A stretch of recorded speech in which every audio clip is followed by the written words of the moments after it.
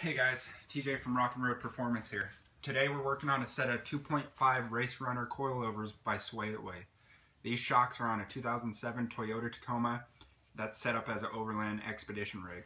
They have several thousand miles of weekend adventuring on them, and they're due for a service. What I'm going to show you today is the basic process of servicing a coilover and some tips and tricks on how to maintain and get your shocks functioning and serviced right. Let's get started.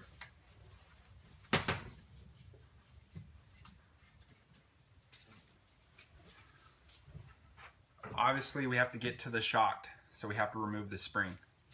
How we're going to do that is we're going to back off this ride height adjuster nut. That will relieve the preload on the spring, and then we'll be able to get to the shock. Also, what I do is remove this top plate, mounting plate, and that's just removed through an Allen bolt that goes through the plate and the top of the shock rod end. It's a good idea before you start is to remove your misalignment spacers. These just pull out. Sometimes if they've been in there, they've expanded slightly and you'll have to use a punch to actually push the spacers out. So one side came out here, and I'm going to punch the other side out with just a basic hand punch. Today I am working in our mobile service trailer. This trailer allows us to do basic shock service on location, basically anywhere that we might find ourselves, whether that's at the off-road track, the local trail, or your front door. So this is the mounting plate that's mounted on the top of these. This seats in the stock spring bucket on the Toyota Tacoma. It has a Allen head bolt that goes all the way through, and basically it mounts the shock to the top of the spring bucket. So this will be removed. I already have it off one of these, and the other one I'm going to power it off using my impact.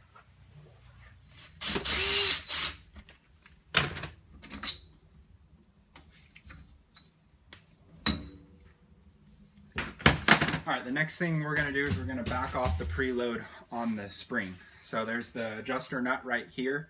There is a lock nut that goes on this, and that's an Allen wrench, and that's located in one spot, so you will need to back that off before you can spin this adjuster nut. So what we're going to use to back this spring adjuster off is our adjustment wrench. These are available. We sell these. Sway Away sells these, and it's designed specifically for the 2.0 and 2.5 shock adjustment nuts. So it'll fit right in there, and it'll make it a lot easier.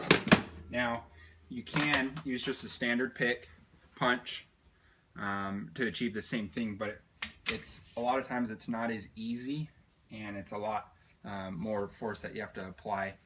And if you don't have a punch that's the proper size, you'll actually end up flaring out the holes in the adjusting nut. So just, if you can, try and use a spanner wrench. It makes your life a lot easier. It just fits right in here. Obviously, if I tried to spin this right now, it would start to spin the shaft. So we actually have to flip the shock over in the vise so that one end is, the body end is secured, and we'll spin the adjustment nut around the body. And what you'll do is just lock your spanner wrench in there and begin to back some of the pressure off. There can be a lot of preload on this spring, so you got to work with it until it gets backed off.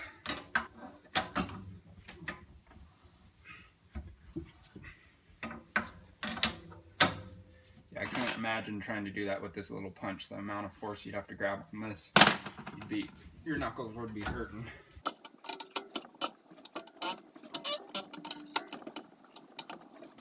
So you're just going to run this all the way back where your spring's completely loose on the assembly. The reason why we're doing that is so that we could go far enough down with this retaining cone right here, get to the slots right here in the side, push it down, and pull it out. Now there might be a bump stop in there that you might be fighting, so just go ahead and push that all the way down, and it will let you remove the retaining cone easily. So I'll just tilt it, pull the spring off, set your springs to the side so you don't mix them up or lose track of them. If you're lucky enough, you can put them on your spring rack. That'll keep them secure out of the way. So this is going to be a full service of the shock. We're using factory sway-away seals. This is a rebuild kit for the 2.5. We have all this stuff in stock if you guys need it, as well as wear bands and DU bushings for the gland assembly. So all this stuff is available through us, and I highly recommend using the original parts from the manufacturer, seals, gland O-rings, and so forth. First thing I'm going to do is check the gas pressure. This just gives us a baseline. Most of the stuff is going to be at 150, but that can range sometimes. Now, all this gas pressure does in the shock is it keeps the oil stable. So this is your shock.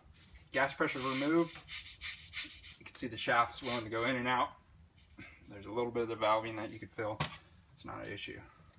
We're going to remove the closure nut. That's retained by 3 5/16 Allens. 5/32, excuse me. You're going to pull these off, and that will reveal the gland assembly underneath. So pull these all the way off. Don't lose them. Set them off to the side. And go from there. Now you need a push tool. So you could insert it in there. Straighter valve is depressed, so the gas will be allowed to cycle out. And I can tell you right now why there was a low gas charge in the shock. It's because it leaked past the divider piston and it actually entered the main valving body of the shock. So this gland is under pressure. Normally it wouldn't be if everything was functioning properly. This one isn't bad. It's only got a little bit of pressure, so I'll be able to retain it. So I'm actually going to depress it, pull the divider or the C-clip out. I'm going to slowly let the gland come up. Now this would be a good time to cover it in case there is a little more pressure than you were expecting. It'll keep it from making a mess of your work area. So I heard a little bit of gas evacuate, and now we're safe to pull this assembly out. So I'll remove that. I tie a rag around the body. I have drip cups, they're just not with me. It slides right over, it catches the oil. That's the best way to do it. Okay, so now I'm pulling the whole gland assembly and shaft assembly up, and I'll show you a little bit of what's inside of this. So here you go. Here's your shaft, your eyelet. This is a little eyelet spacer for the configuration of this vehicle. This is your closure nut. This is your gland. This is a droop limiter. It's just an aluminum puck. And then here's your piston with your wear band. I call it a piston band. And then your actual valving, which are the deflective discs. Right here and right there. This is your compression valving. This is your rebound valving. I'll explain more as we get farther into this. Do not put gas pressure to this at this point. There's a divider piston in here. If you hit the Schrader valve with gas pressure, you're going to shoot oil and you're going to have a projectile, which is a divider piston coming out. So do not put gas pressure, nitrogen, in this shock at this point. So I'm going to pour this out for you guys so you can see the oil. This stuff is dark and it's due for a change. I like to dump this oil out because it smells so bad it makes my whole work area smell. So I'll record the oil on my whiteboard and then I can dump the oil out so I don't have to be smelling it. Alright, this thing's draining a little bit, but what I'm going to do is pull the divider piston. So for those of you guys that don't know, a divider piston just separates the gas nitrogen charge from the oil chamber.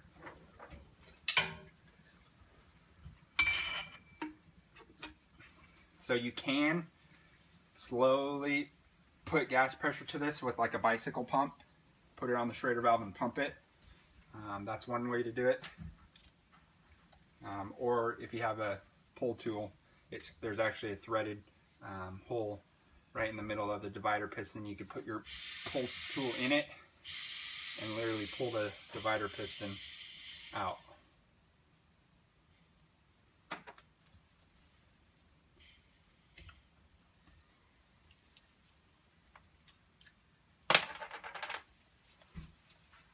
See, the threaded hole right in the middle of the divider piston, and this is your divider piston.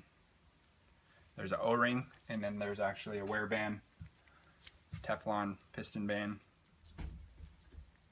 on the divider piston. Now this is a good time to inspect the cylinder of the body for damage. If you have any dent at all in the exterior, you need to check the interior bore of the cylinder, because any dent on the outside that transfers to the inside bore is going to cause interference with your valving piston. Now, if your threads are chewed up for any reason, somebody cinched down the lock nut too much, or your spring was deflecting and wore down the threads on the coilover threads on the body, we have the ability here at Rock and Road to rechase these threads. So I could recut these threads and usually save a body that has had the threads damaged without having to replace it with a new one. Sometimes. Piston and shaft assembly. So I give this stuff a wipe down before I even put it in the vise. Next thing I'll do is remove the wear band around the piston. A nice set of snap ring pliers makes that easy, but that just comes right off. There's an O-ring underneath it. You can remove that too. We're going to be replacing these two items.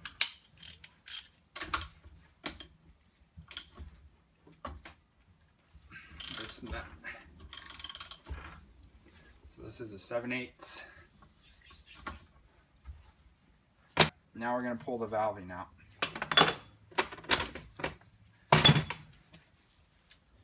Now Swayaway specifically valves these shocks for different applications, and we could do the same. So if you have a shock that you're using for, say, rock crawling, and now it's going on a overland rig, there's going to be some considerable differences in the terrain and speed that vehicle is going to be moving. Rock crawling would be slow speed. Overland might be running for service roads. You might see fast speeds on the highway, and then you're going to be crossing over to all different kinds of terrains. So that's something to keep in mind. Make sure the valving addresses your driving style and the terrain that you're going to be covering. Getting ready to remove the rebound shim stack. These are deflective discs. These are what give you your valving. They're metal shims, and they deflect as oil is forced through the piston orifice, and they meter the flow of the oil. All right, so these are your deflective discs. These are shims right here. See how worn they are? See the marks right there? That's a worn shim. These can be cleaned up and reused or replaced. There's 1, 2, 3, 4, 5. There's a top out plate, and these help determine your valving. I'm not going to go into the valving of this specific shock. Stay tuned for a couple other videos where we could touch on some of that.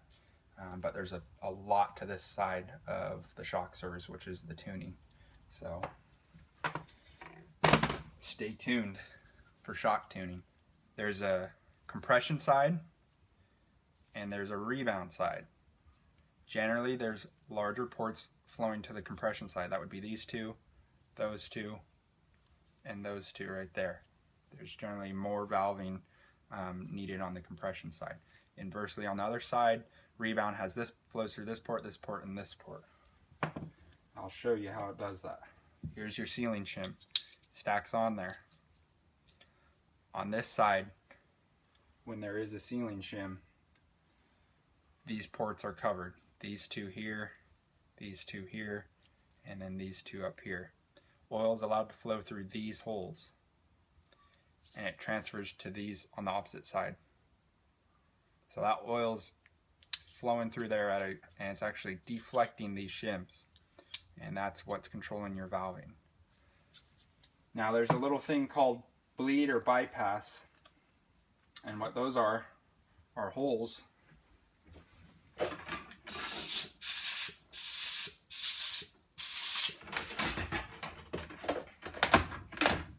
drilled through the piston that actually allow oil to bypass through both valving circuits. So that's a bleed hole. On this piston there's 2 plugs and there's 1 hole open. And how big and how many bleed holes you have affect a lot of the low speed characteristics, because that's oil that's allowed to bypass the valving stacks, and that controls a lot of low speed, which is the low speed inputs of the vehicle. Alright guys, after we remove the gland, then you have the closure nut, is what I call this. Now this closure nut has a wiper seal in it. When you hear guys saying, oh, my shocks are leaking from this seal right here, that they're pointing to the seal where the shaft is going in the body of the shock, they say, oh, that seal's bad, my shocks are leaking. That's not the seal that's actually leaking. It's the seals in this gland here that are holding back the oil. All this seal right here does is keep dirt and debris from entering the shock. So the next thing after the closure nut is the bump stop. This is just a last resort, but you would hit coil bind before you ever hit this bump stop. It's just a rubber pad, and we'll reuse that. Lastly, there's a limiter, compression limiter on the shaft, and we removed that. And I'll show you just how much dirt these overland guys like to get on their shocks. So I popped that off, and take a look at that right there. Look at the dirt's falling off. So this is a spacer, and underneath it is all that dirt built up. That's all something we're going to address. We're going to clean that, and that's why you fully disassemble the shock absorber.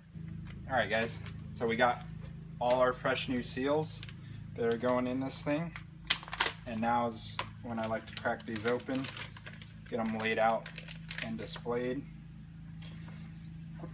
so we can make sure we have everything, and we'll start pulling the seals out. First thing I'm going to pull out is the wiper seal in this closure nut. Alright, next thing is the gland. So there's the outer O-ring that gets removed like that, and there's a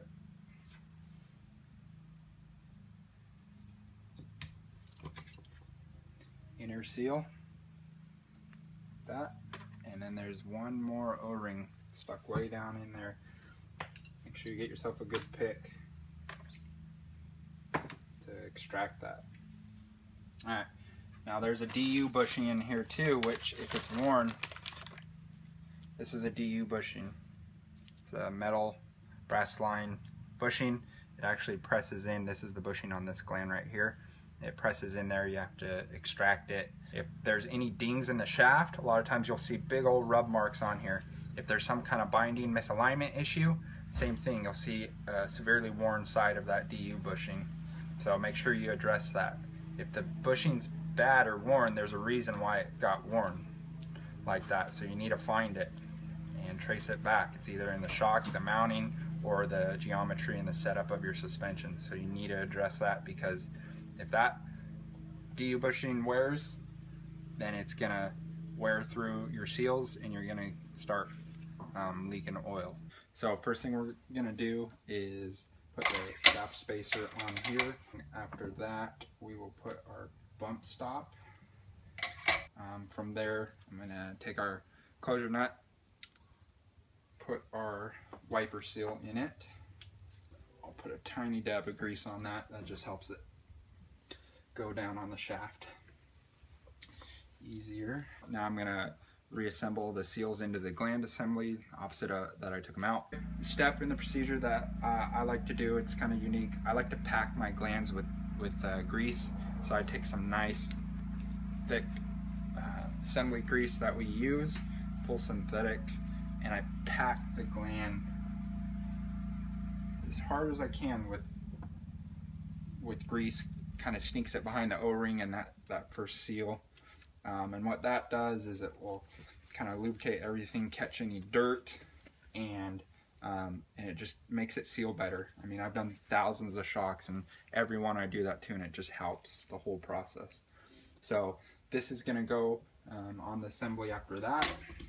Just slide it down. Next thing I do is insert the droop limiter. It's a spacer, aluminum spacer. Make sure you position it so that the cut seats into the bottom of the gland assembly, and the top has the indented groove that will seat into the top out plate. Next, you'll put your thick top out plate. This isn't part of the valving per se. What it's for is to give the valving shims somewhere to rest on. Grabbing my valving stack that I changed, I revalved this slightly for the customer's preference.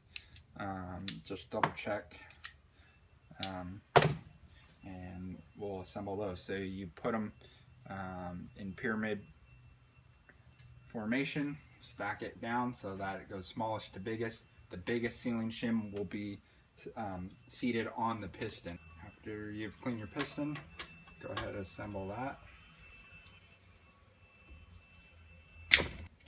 Alright, now onto the rebound.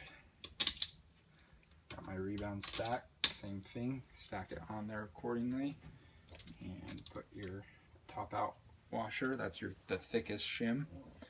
Well, it's not a shim, it's a plate. It's a top out plate / washer. Go ahead and put your nut back on and torque it down to spec.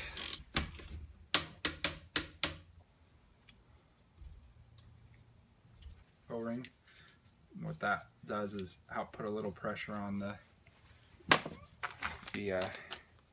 piston ring, and it helps it achieve a better seal body. So you take your new wear band and you put that right around the piston, and it just seats right there, and there's that little spring pressure is caused by that O-ring. Alright, next thing we're going to do is address the divider piston.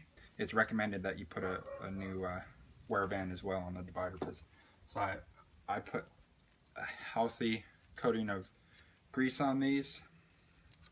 Go ahead and assemble that right onto that divider piston. And I even put a hearty amount of grease right onto our wear band. That just helps it stick to the divider piston. What I'll actually do is get ready to insert my divider piston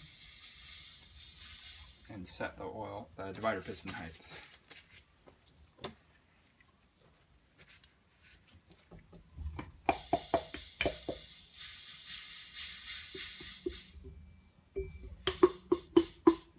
Alright, now that we got our fresh oil measure out,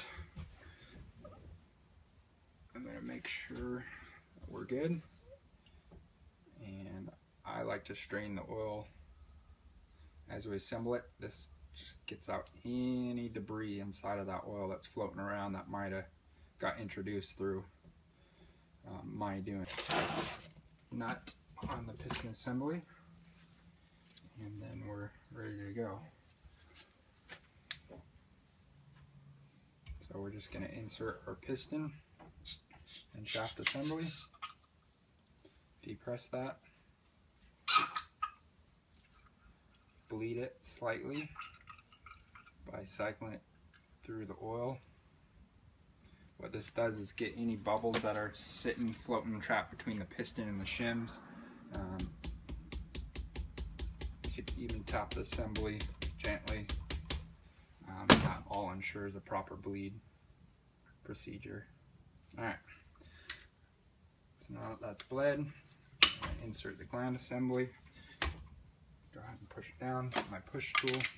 You need to remember to push that gland down far enough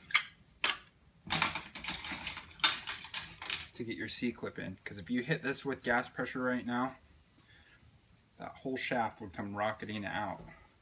So make sure you insert your C-clip, and then you're going to hit it with nitrogen. Go ahead and slide your closure nut down.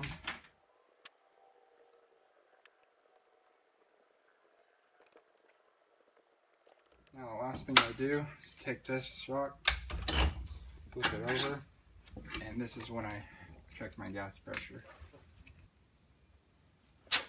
Put my cap back on. Now, this shock would be ready to go back into service. We have the added benefit of throwing it on our shock dyno. From here, you would just reassemble opposite of the way it came apart. And that is the complete rebuild